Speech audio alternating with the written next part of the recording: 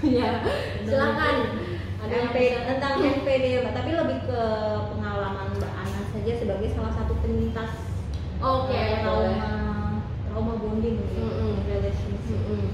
Kalau boleh tahu ya Mbak, berapa lama hubungan Mbak Ana dengan yang mungkin kita bisa sebut Mr. X? Oh gitu, maksudnya sama yang ex saya gitu ya. mengalami NPD itu. Kalau maksudnya hubungan selama saya relationship sama dia ya? Iya, kemudian di tahun keberapa akhirnya menyadari kalau ternyata dia kayak NPD kayak gitu, terus dengan mengalami kayak trauma. Oh gitu, oke. Kalau secara hubungan gitu ya, usia hubungan saya mungkin bisa dibilang range-nya 1-2 tahun.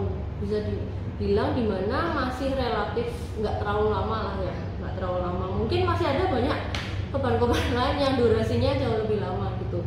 Namun memang saya akui gitu, pada awal 3-4 bulan sebenarnya red flags itu sudah terasa atau sudah terlihat.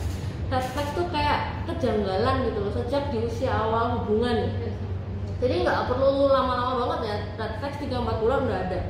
Nah ketika saya merasakan itu, tapi kan udah tahu kalau siklus NPD fase awal itu kan fase love bombing. Nah ketika fase love bombing ini intens banget kan hubungannya, intens gitu. Jadi ketika kita melihat red flags pun itu semua tersamar dan cenderung kita abaikan. Bahkan sebagian besar korban-korban bisa saya bilang rata-rata pasti mengabaikan adanya red flag itu.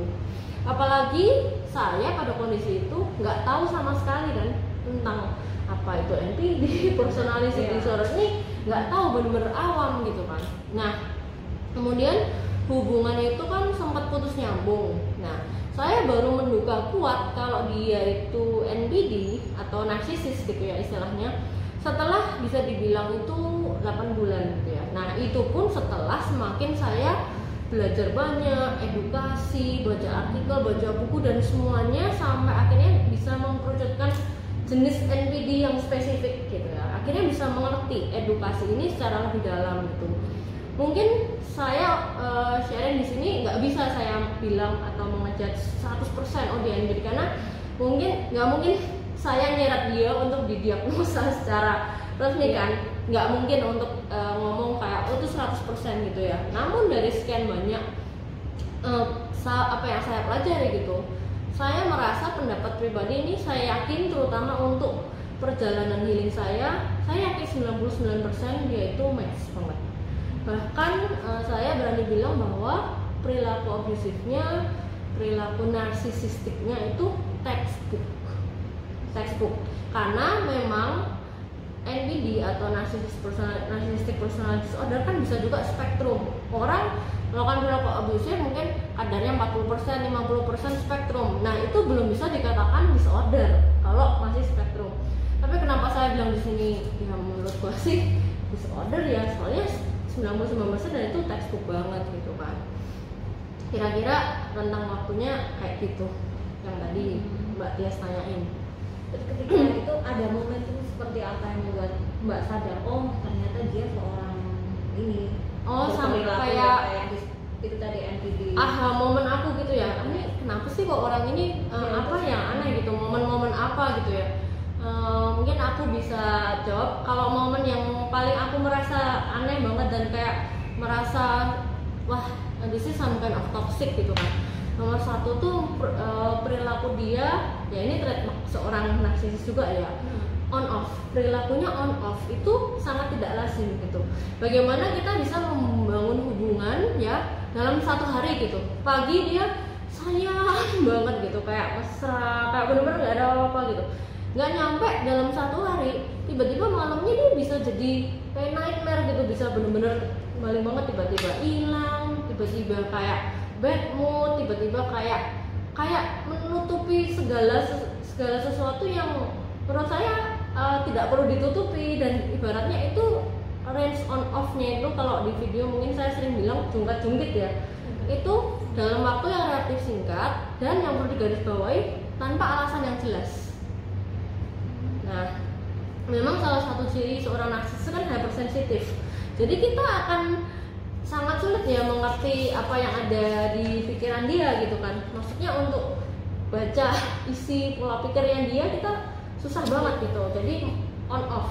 Menurut aku perilaku jongkat-jongkat itu tidak wajar di dalam sebuah hubungan gitu. Karena kalau kita memang menjalani hubungan dari mantan-mantan saya yang lain atau hubungan pacaran saya yang lain, ya normal ya, namanya ada nggak cocok, ada sedikit up and down, tapi beda. Kalau ini memang hot and cold gitu. Ya. Jadi hot and cold artinya apa? Momentum yang kedua itu menurut saya tuh perilaku dia kontradiktif. Kontradiktif yang saya maksud adalah membuat kita itu capek dalam hubungan, capek deh, lelah gitu, kayak lelah banget, ini salah, itu salah. Sebenarnya juga harus gimana sih, kayak expect harus tahu isi jalan pikiran dia, kan kita nggak bisa jadi cenayang gitu kan. Jadi kontradiktif itu apa? Omongan dan perilakunya itu nggak sesuai, ngomongnya apa, perilakunya apa, kayak beda gitu kan. Kemudian momentum itu yang aku temuin lagi itu kalau memang orang yang udah kontradiktif, nah mulai nih ketemu kebohongan-kebohongan gitu kan. Kebohongan-kebohongan itu bisa di bahasa simpelnya 12 gitu loh. Kayak apa yang saya tangkap dengan kejanggalan dia ini, orangnya kayak gini gitu. Tapi apa yang saya lihat dia di lingkungan kantornya itu bisa 180 derajat beda banget gitu dari apa yang teman-temannya lihat gitu. Bedanya seperti apa? Bedanya kayak misalkan nih, image ke saya, image di teman-temannya, dia selalu percaya bahwa dia orang yang loyal, orang yang nggak enakan, orang yang halus, orang yang kayak temennya minta tolong, iya, wah bantuin ini, kayak semuanya kayak some kind of good kid gitu. Ya orangnya tuh nggak enakan, halus, tapi itu semua tuh kayak 180 derajat apa yang dia lakuin ke aku gitu. Jadi saya merasa jangan-jangan ini orang-orang semua ini pada nggak kenal dia dong, karena memang seorang individu kan butuh namanya image gitu kan. Jadi untuk dia perceive keluar itu bisa berbeda jauh dengan apa yang diketahui oleh orang-orang terdekatnya gitu kan. Jadi ada double life. Kemudian tuh ada rasa momentum, kayak saya merasa kok kayaknya ini dalam hubungan kita nih dia kayak selalu ada agenda gitu ya. Agenda itu artinya termasuk perilaku-perilaku menjebak. Menjebak tuh bisa gimana ya? Dia setiap janjian aku dibiarin menunggu gitu. Terus pernah juga suatu ketika kita janjian di luar kota, dia mau kayak sayang banget, aduh kepengen banget ketemu, terus mau datang gitu. Terus akhirnya kan kita seneng nih. Terus dia minta tolong aku jemput di bandara, dan itu kondisinya kayak jam 10 malam di Jakarta di bandara. Akhirnya aku jemput kan, dengan maksudnya ya seneng lah gitu, udah tahu jamnya semua, tiketnya apa. Dan pada saat itu tiba-tiba dia hilang, nggak ngabarin, nggak apa, jadi kayak nggak terbang juga, bener-bener kayak tiba-tiba ya udah gitu. Nah tapi yang paling mengagetkan lagi, setelah saya depresi banget, ibaratnya kayak kok ada ya orang yang kayak gitu, keuntungan dia juga apa, nggak ngerti gitu loh. Maksudnya kalau misalkan dibilang nggak sempat ngabarin segala macam, ya itu omong kosong ya. Maksudnya chat itu kan sesuatu pekerjaan 5 detik gitu kan, dan dia tahu bahwa itu kondisinya malam dan jauh gitu. Besokannya gitu nanti ya dia balik lagi kayak nggak ada apa-apa, Meskipun misalnya Mbak Ana mempertanyakan yang kejadian, iya mempertanyakan gitu, dia akan ngeles aja. Iya soalnya kemarin ada kejadian kurang bagus, kurang enak sih, jadi aku kayak maaf ya nggak bisa ngabarin, baterainya habis. Jadi dengan alasan-alasan cemen yang kayak bisa diatasi. kayak maksudnya depresi aku dan kesetresan kita kalau misalkan kayak nungguin orang, dan kamu udah spend waktu perjalanan yang jauh dan kondisinya itu malam, kita capek banget, dan kayak awal mulanya itu kan kayak dikasih harapan, nanti nggak kayak seneng dong didatengin orang yang kamu tunggu. Dari mana sih Mbak itu? Waktu itu maksudnya saya di Jogja, saya di Jakarta, dia lagi mau terbang ke Jakarta. Jadi ibaratnya kayak ya itu kayak ada agenda gitu. Dan waktu kejadian itu dan ditambah kejadian-kejadian yang lain yang mungkin saya nggak bisa ceritain rinci ya di sini karena nanti akan terlalu lama, itu saya ya sekilas kayak melihat ada kepuasan gitu ya. Kalau lihat saya sakit, terus dia kayak ada something yang malah dia tuh merasa kayak unggul, seneng gitu. Jadi kayak ketika melihat pasangannya sakit, bukannya berempati tapi malah kayak ya dalam tanda kutip kayak ada smit gitu loh, kayak ada rasa puas gitu. Kemudian itu nggak ditampakkan gitu buat enggak? Iya, nggak ditambahkan, tapi kayak dia bisa, tapi kita bisa merasa gitu. Itu nggak diucapkan, tapi kita bisa merasa. Kayak waktu saya pernah cerita, saya waktu itu sakit ke rumah sakit, dia bukannya kayak empati nanyain gimana kesehatan kamu atau gimana, tapi dia kayak, oh kamu sampai ke rumah sakit ya. Jadi kayak, oh ini sakit, lu sakitnya sampai gue psikosomatis, karena kan rasa stres itu sampai rasa ke badan kan. Psikosomatis itu kayak karena saking kita stresnya, semua kestresan kita itu ikut terasa di fisik kita yang sakit, jadi asam lambung, jadi muntah-muntah, jadi pusing, jadi semua badan kondisi fisik itu tidak mendukung untuk aktivitas normal gitu kan. Nah, tapi dari kalimat-kalimat dia itu kayak ada tersirat suatu, kayak merasa bahwa oh saking powerfulnya gua sampai bisa bikin lu kayak gitu loh. Jadi kayak power and controlnya kuat banget kayak gitu. Nah, habis itu kalau yang dari pengalaman saya, momentum yang saya benar-benar kayak wah ini benar-benar janggal nih gitu, itu ya saya merasa di dalam hubungan relationship itu banyak yang ketidakjujuran, kayak dipendam, holding grudges, dan juga sering banget silent treatment. Silent treatment itu kita tadi ngilang tiba-tiba, komunikasi tidak lancar, kayak membuat semuanya bingung dan bertanya-tanya, dan semua ini dari nomor 1 sampai 5 diselingi dengan momen-momen yang seakan-akan dia sayang. Jadi kayak kita kan bingung ya, bayangin tadi melakukan seperti itu tapi diselingi dengan kata-kata manis, dengan diselingi dengan yang kayaknya sayang. Jadi kayak ibaratnya kita ya bingung, ini orang sayang apa enggak ya. Jadi kita ingin mempercayai sesuatu yang ingin kita percaya tapi kontradiktif dengan realita gitu, jungkat-jungkit lah. Jadi momentum itu benar-benar akhirnya sampai lanjut, dan ya memang akhirnya exaggerate ya, tahu dengan semua kebohongannya, sampai mungkin ada cheating, ada pihak ketiga, ada supply lain, ada narcissistic traits, udah melihat dia juga blow up, marah segala macam seperti apa ya, pokoknya persis dengan toolboxnya seorang NPD gitu kan, narsisis. Kalau diceritain di sini yang tentunya nggak mungkin cukup gitu waktunya, kira-kira kayak gitu Mbak Tias. Kalau untuk proses bagaimana Mbak Ana yang bisa lepas dari dia tadi itu, apakah bisa diceritakan Mbak? Sampai benar-benar akhirnya lepas ya? Iya, apa mungkin ada dia mempersulit juga, terus ada intimidasi juga atau tidak? Itu sih waktu kejadian gara-gara perilaku abusif yang parah. Akhirnya ketahuan sukanya banyak gitu kan. Jadi dia kayak ada pihak ketiga lah gitu. Akhirnya dia yang ketahuan, dia yang jelas salah, tapi ya karena narsisis kan dia yang malah marah, dia yang malah lebih galak, dia yang nggak pernah salah gitu kan. Ibaratnya ketika itu terjadi dan saya akhirnya down banget gitu kan, dia juga yang malah minta putus gitu, dia yang minta udahan gitu kan. Nah karena dia memang tipenya itu ya ibaratnya senang silent treatment, akhirnya kan dia kayak ya biasalah ngeblok gitu. Jadi ibaratnya kayak play victim dibalik gitu loh, ibaratnya kayak abuser itu akan berperan atau melihat dirinya sebagai victim terus gitu kan. Nah ketika momen ini menurut saya sih blessing in disguise. Kenapa kok blessing in disguise ya?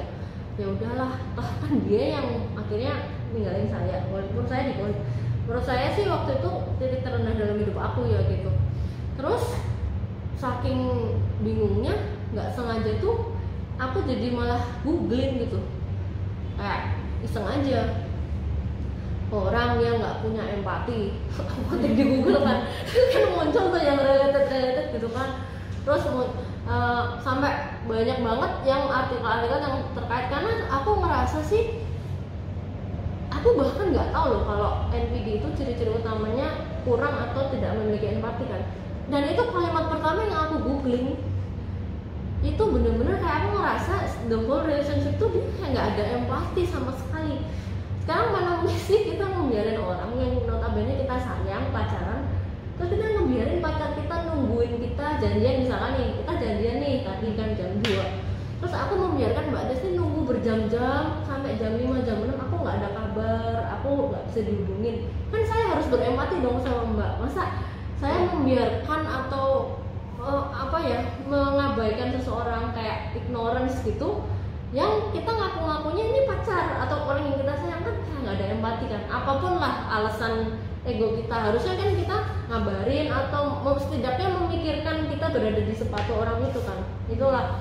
Tapi itu benar-benar sangat minim ya, hampir aku merasa kayak aduh nggak ada gitu loh. Jadi kayak pas akhirnya aku googling itu, kok aku ngerasa bener-bener tambah deep lagi edukasi yang tambah aku pelajari kan artikelnya itu.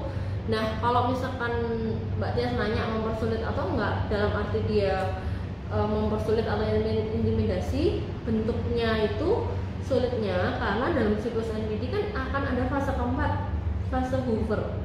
Setelah mereka discard, ninggalin, kan tadi love bombing, di value udah discard, kan saya ditinggalin, putus. Nah ini fase hoover kan menyedot kembali, dan memang bener dia tuh ngejar aku lagi setelah semua rentetan kejadian itu, ngejar gue lagi. Tapi ibaratnya aku tuh udah punya edukasi 30% gitu loh, jadi kayak aku kesedot lagi loh, balikan lagi loh, gila. Padahal setelah tahun keberapa bulan keberapa itu hampir setahun tuh, udah pas akhir tahun banget. Putus Oh enggak, putus yang bener-bener jeda no kontaknya itu 1,5 bulan.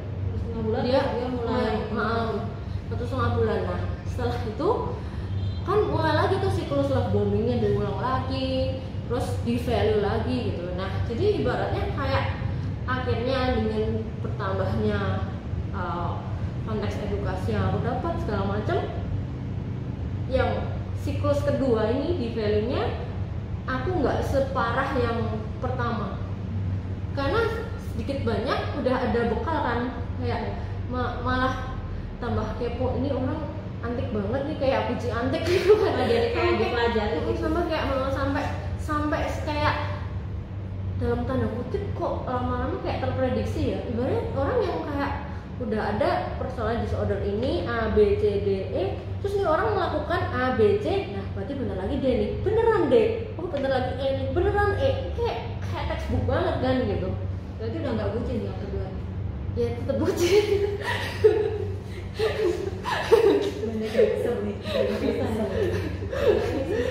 Gitu. Kamu prediksi. Berarti memang sebenarnya pada proses lepasnya gak dipersulit, tapi kemudian dia sendiri punya fase tadi ya, iya, menarik kembali yang memang fasenya dia terus diulang lagi. Terus habis itu gimana Pak? Apakah terjadi lagi yang seperti yang pertama tadi terus? Iya, tetap ada silent treatment, ada agenda manipulatif, ada supply lain tetap. Jadi bahkan juga ya ibaratnya mantannya dia nggak tahu yang nomor berapa masih juga nginep di tempat dia. Jadi bener-bener sangat apa ya, betul udah dinormalisasi gitu. Iya, memang itu kayak udah dinormalisasi ya versi dia gitu kan. Dia itu nggak apa-apa gitu, nggak pas ditanyain gitu. Ya dia selalu mengingat ya, karena ada ciri yang namanya entitled kan, mereka tuh kayak berhak gitu loh. Jadi mereka memandang supply atau korban gitu ya, bahkan kayak perkakas kan. Jadi kayak wah boleh dong punya mesin cuci, punya keset, punya sedot debu, punya sofa, ya gue akan menggunakan perkakas gue ketika gue butuh yang mana dong, gitu loh. Jadi kayak supply itu kan ibaratnya kayak aset yang dipandang sebagai aset gitu loh. Dan seorang narsis pun juga sebenarnya nggak seneng loh kehilangan aset, apalagi kalau asetnya yang punya asas manfaatnya yang tinggi buat dia gitu. Dia lihat asas manfaatnya itu dari mana sih Kak biasanya? Asas manfaat banyak, bisa dari image, bisa bisa dari bangga ya bisa dapat pasangan yang cakep, asas finansial yang gampang kalau mau pinjam duit, atau ada juga orang yang waktunya banyak suruh bersih rumah, bisa. Jadi semua bisa dimanfaatin. Kayak ibaratnya kalau dikulik gitu ya, bagaimana sih kok bisa membuat si A mau tiap hari bersih rumahnya tanpa ada reward apapun loh. Si B kok mau ya tiap ini ngasih financial support. Si C kok mau ya diajak dikenal-kenalin temennya as if kayak wah dia ini populer terus bisa deket sama nih orang. Jadi kayak banyak lika-liku manfaat, dan juga termasuk kalau narsis in the office juga banyak banget manipulatifnya kan yang bisa dilakukan. Ibaratnya mereka ini kan bisa dibilang ya karena empatinya rendah, jadi kan ibaratnya lebih kayak cenderung apa yang menjadi egonya dia kan, kepentingannya dia, egonya dia, agendanya dia, semua fokusnya ke diri sendiri gitu. Kalau selama yang kedua, tahap kedua terus akhirnya menemukan aha momennya yang seperti apa kalau yang kedua ini? Kalau yang akhirnya yang kedua itu benar lepas. Yes. Akhirnya saya benar-benar udah cukup nih kayaknya dengan segala textbooknya itu, dan akhirnya saya belajar tuh banyak banget ya, udah baca sekian buku, sekian edukasi yang aku pelajari. Akhirnya dimana aku merasa sudah cukup, enough is enough. Kedua, aku merasa kayak aku dalam mencari pasangan hidup, aku nggak mau lah cari yang tipe kayak gini kan, lelah banget gitu kan.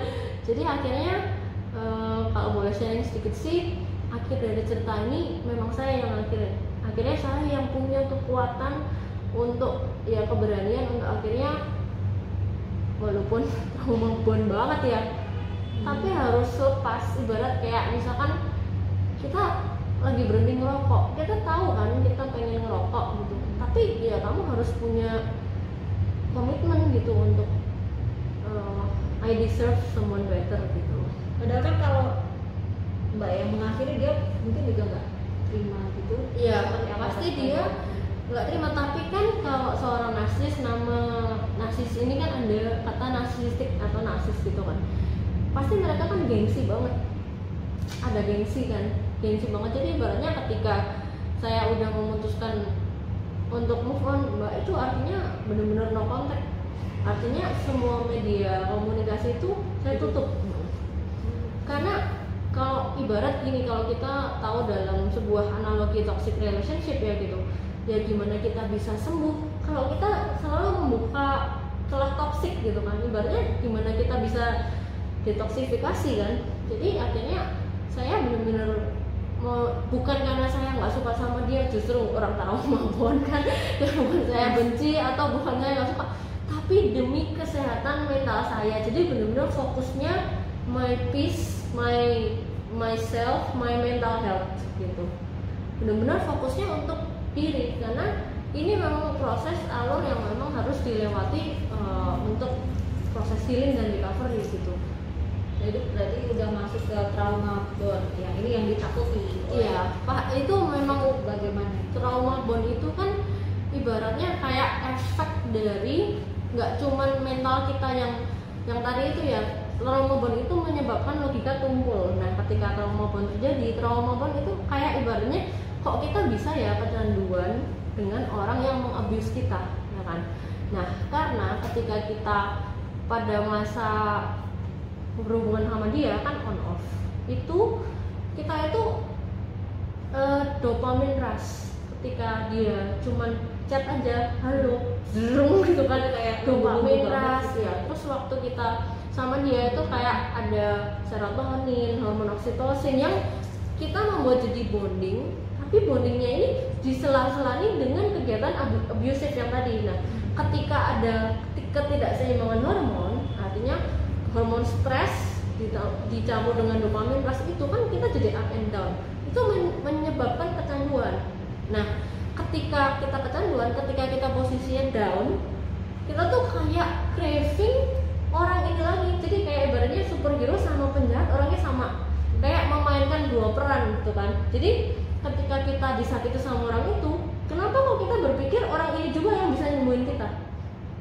Itu trauma bond. Jadi ketika kita disakitin, ibaratnya kita lagi udah luka-luka nih, kayak bekas sayatan dalam bahasa mudahnya gitu ya untuk mengerti. Tapi kita lupa sebenarnya siapa sih yang lagi bawa pisaunya gitu loh. Kita selalu beranggapan bahwa ketika kita dapat orang ini, yang bisa nyembuhin kita orang ini juga gitu. Karena kan makanya jungkat-jungkit kan, up and down. Ketika kita berada di posisi minus, kita akan berusaha balik ke posisi nol lagi kan. Jadi kayak ketika kita disakitin, terus ketika dia balik lagi kayak as if kayak nggak ada apa-apa, kita merasa kayak lega gitu. Ibaratnya kayak tiba-tiba dia hilang nih, cuma Sabtu Minggu hilang, nggak tahu lah mungkin sama suka yang lain gitu. Kan kita nyariin kan, kayak ngejar-ngejar dia, bahkan ngerengek-ngerengek, kayak kita kan kondisinya stres karena ibaratnya kita gak panik, ini kenapa gitu-gitu kan. Ketika hari Senin, let's say dia cuma chat kayak good morning aja, kan dia ada perasaan lega kan. Nah itu yang membuat trauma bond, karena ketidakseimbangan hormon tadi, jungkat-jungkit itu yang membuat ini bisa disebut dengan istilah toxic relationship gitu. Dan ketidakseimbangan hormon ini memang juga ibarat kayak orang bisa, kayak orang lagi kecanduan lah. Orang kan kayak kecanduan rokok, mungkin udah banyak ya campaign bahaya merokok, tapi kan susah gitu loh, karena kan itu sudah masuk ke ketidakseimbangan hormon di dalam tubuh. Jadi udah seandainya misalnya dari lepas dari NPD tadi dapat pasangan yang biasa itu udah rasanya nggak greget lagi ya? Nah itu juga pernah aku bahas di yang video judulnya 10 level kesembuhan kan. Nah memang akan mengalami masa itu. Jadi ibaratnya gini, kita habis naik roller coaster, wah excited, terus sekarang kita balik ke dunia nyata, naiknya cuma yang kuda-kuda keliling gitu kan, jangan jadi roller coaster gitu kan, drama up and down. Ketika kita ketemu orang baru, kita bisa juga loh berpikir, wah kok nggak gereng-gerengan kayak yang waktu sama dia ya. Waktu sama dia tuh bisa nangis ya bener-bener, terus begitu ketemu orang baru kayaknya flat ya kan. Jadi pasti ada masa-masa itu.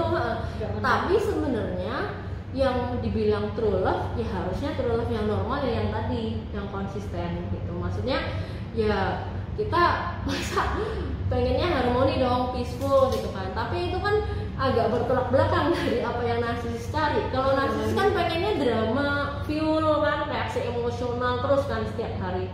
Tapi kalau kita pengen nyari pasangan yang untuk jangka panjang, ya nyarinya ya yang damai dong gitu. Tapi adaptasinya gimana bang? Kan habis biasanya udah kayak seneng apa ya, tantangan gitu seperti menang. Iya benar, adventure kan gitu. Harinya nggak pernah membosankan, tiba-tiba terus dengan pasangan yang sebenarnya normal dan mencintai apa adanya dan memang seharusnya seperti itu, tapi kan dia flat. Kita nggak kalau sumring lagi gitu kan. Kan pasti ada itu adaptasinya seperti apa? Apakah itu memang jenengan ketemunya udah yang sembuh dulu, atau itu dalam proses penyembuhan terus ketemu terus mulai mengadaptasi diri sendiri, atau mengadaptasi diri sendiri. Jadi memang ada fase kayak gitu flat kan, tapi dalam bentuk kayak cuman teman biasa ya gitu kan. Jadi memang nggak intens kayak waktu yang sama narsis itu gitu. Jadi memang ya, tapi setelah kita mencapai level kesembuhan itu kan diikuti dengan yang terakhir, yaitu kita punya rasa syukur.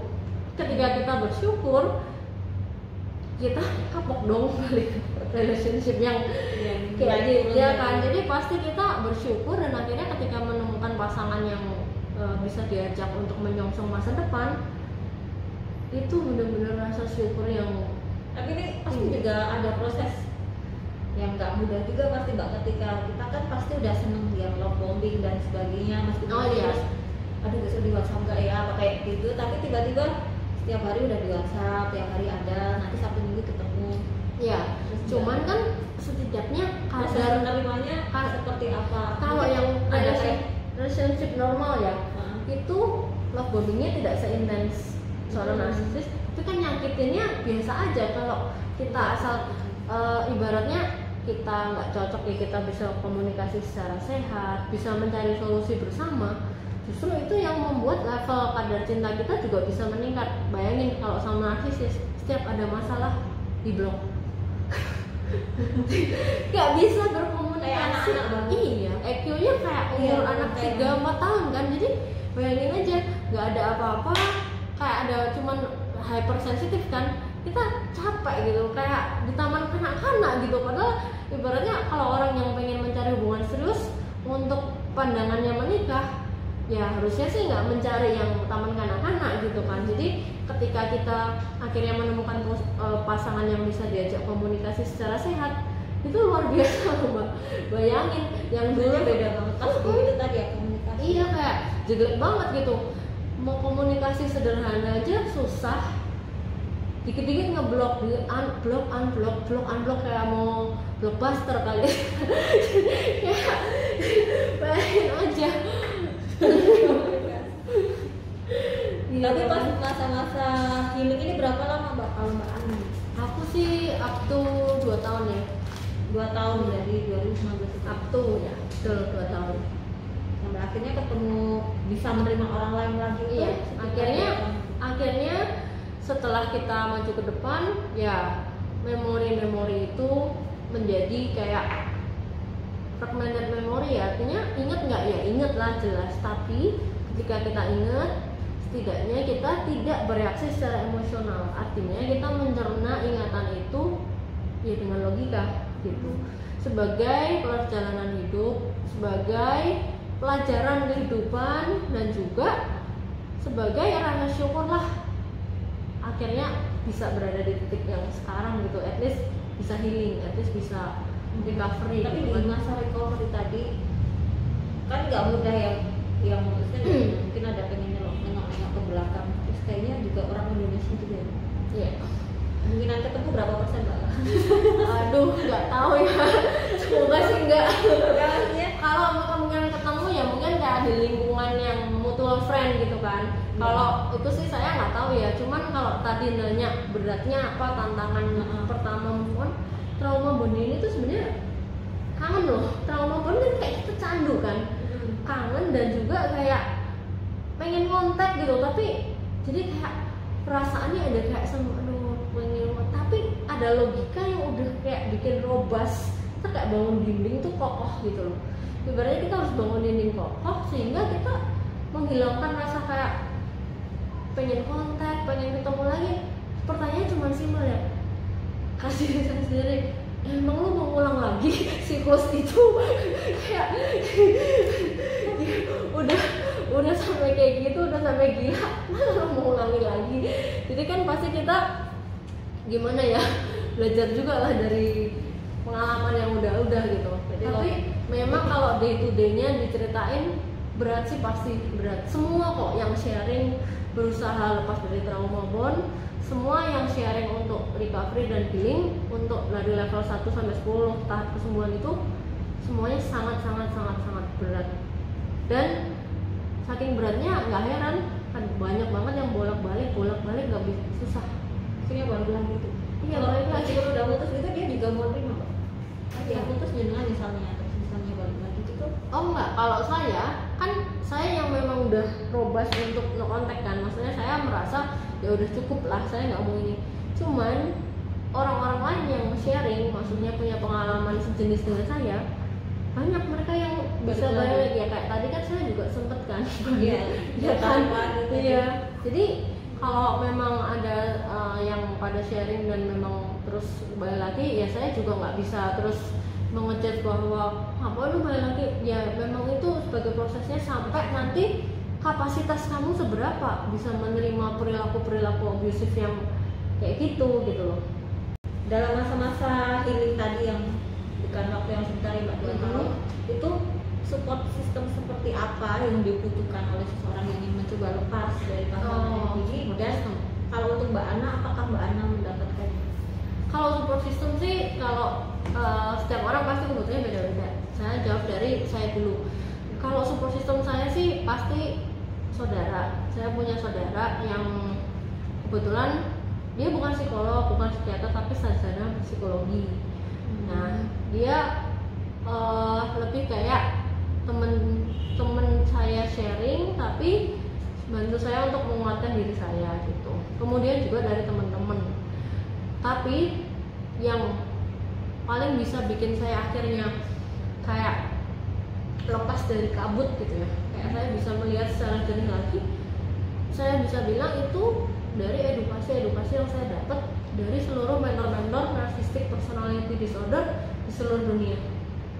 Jadi memang saya merasa itu adalah stepping stone yang saya anggap bahwa saya bisa sembuh dengan adanya edukasi gitu.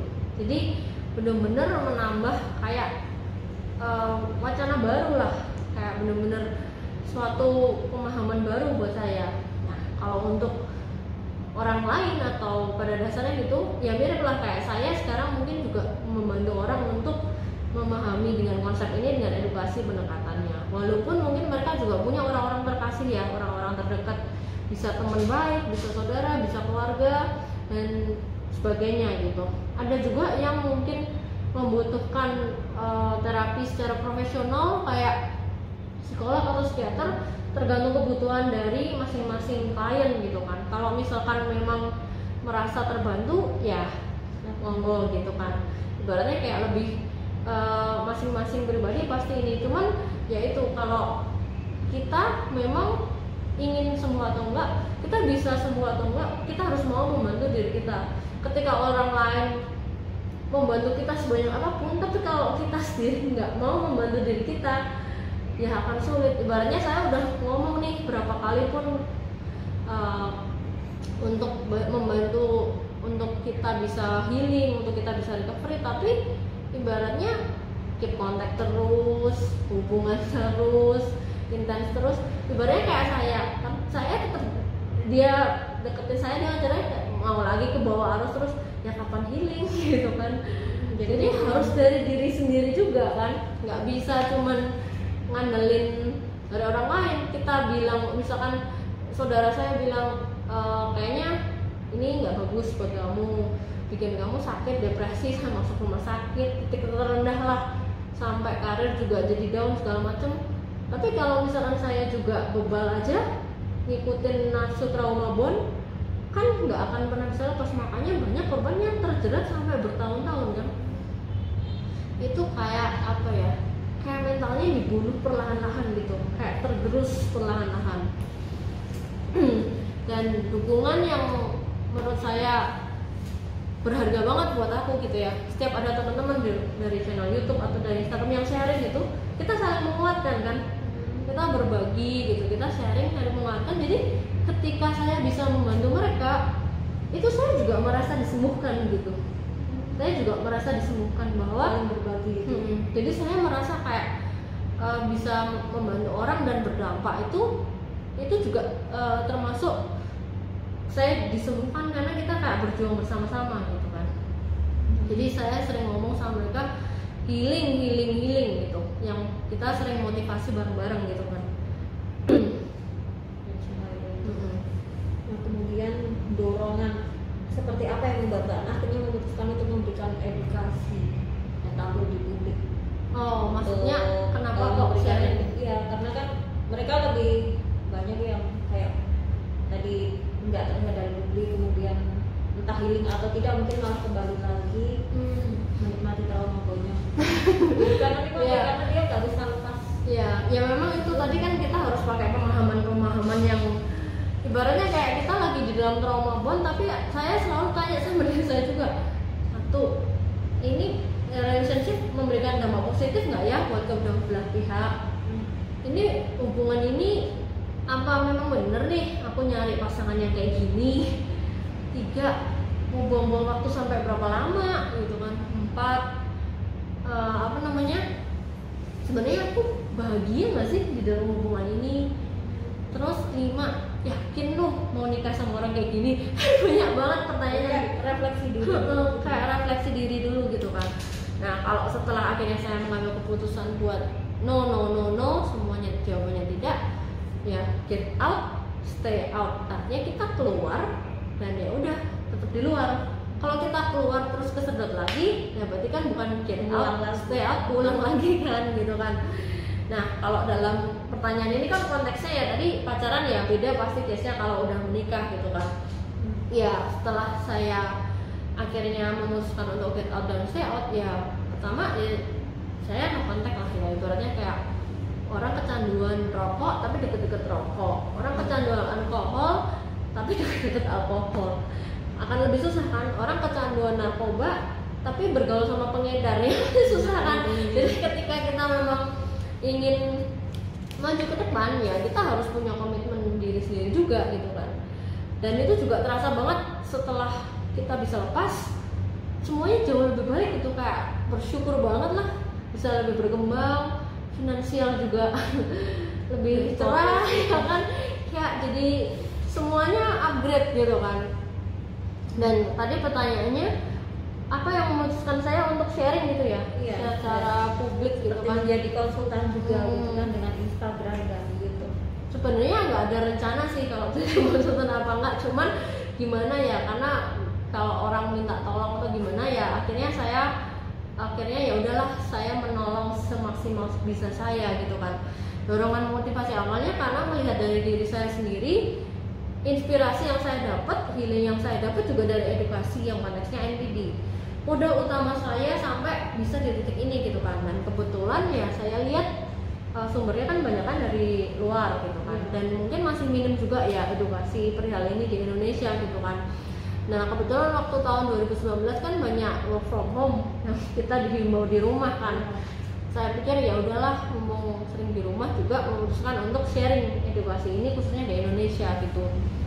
Dan memang banyak sih yang terjebak di dalam hubungan yang abusive seperti ini gitu kan. Mungkin dari konten-konten itu ya bisa membantu lah ibaratnya. Nggak cuma sekedar oh videonya gimana, kontennya gimana, tapi saya melihat ini sebagai kayak momen kehidupan yang krusial gitu kan. Nggak sedikit korban NPD yang dampaknya parah banget gitu, kayak ibaratnya sampai dalam tanda kutip ya mati secara mental, lupa jati dirinya gitu kan, bener-bener nggak punya semangat hidup, dan juga depresi, traumanya parah gitu kan, gara-gara terjebak dalam abusive behavior ini, dan bahkan terjebak bertahun-tahun karena juga faktor ketidaktahuan karena minimnya edukasi itu kan. Nah siapa tahu bisa membantu cuma dengan melihat satu atau dua video yang bisa membuka sedikit wacana atau edukasi ini, mungkin bisa menjadi yang tadinya perjalanan hidup seseorang ya ibaratnya ceritanya mengerikan gitu kan, penuh dengan abusive moment, bisa nggak dirubah menjadi happy ending gitu loh. Ibaratnya bisa bermakna dan bisa berdampak yang cukup besar gitu kan. Nggak perlu banyak-banyak orang lah, maksudnya saya nggak peduli juga wah nanti berapa orang yang bisa, tapi ini mau yang dibicarain kan ibaratnya kayak jiwa ya, jiwa, mental, kehidupan gitu seseorang. Jadi dampaknya itu deep banget, walaupun yang nonton cuma satu aja deh nggak masalah gitu, tapi yang penting tuh berdampak gitu, jadi kayak ada manfaatnya lah gitu. Jadi akhirnya saya memutuskan untuk sharing edukasi ini ya karena dari pengalaman pribadi, dan juga saya lihat siapa tahu bisa untuk sharing edukasi dan juga bisa membantu juga. Iya. Oke, terima kasih kepada Mbak Ana, dan semoga edukasinya tetap berjalan dan juga bisa menjadi manfaat bagi teman-teman di luar sana yang juga sama-sama. Terima kasih juga untuk waktunya, semoga bisa bermanfaat.